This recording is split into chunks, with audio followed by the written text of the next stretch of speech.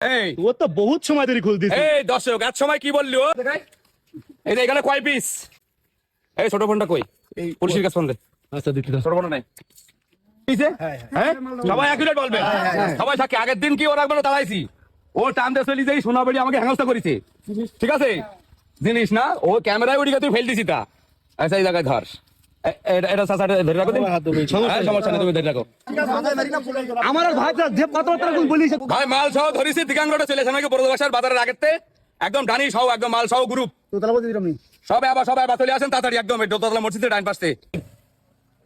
আসেন আসেন আসেন আসেন চলে আসেন এ একজন প্রতিবন্ধী মানুষ এ কিন্তু আগে সুস্থ ছিল এ সুন্দরবনের ডাকাতির সাথে একসাথে কাজ করে কিন্তু জনগণের পা কাটে নিয়েছে নেওয়ার পরে পুরো আমাদের এই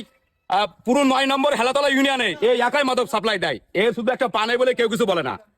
অথচ এর দ্বারাই আজ যুব সমাজ ছাত্র সমাজ আপনার সন্তান আমার সন্তান সবাই নষ্ট হয়ে যাচ্ছে মাদকে আসক্ত হচ্ছে এই খোলা এই রানা খোলা এমন কোন মাদক নেই এমন কোন ব্যবসা নেই এর কাছে পাওয়া যায় না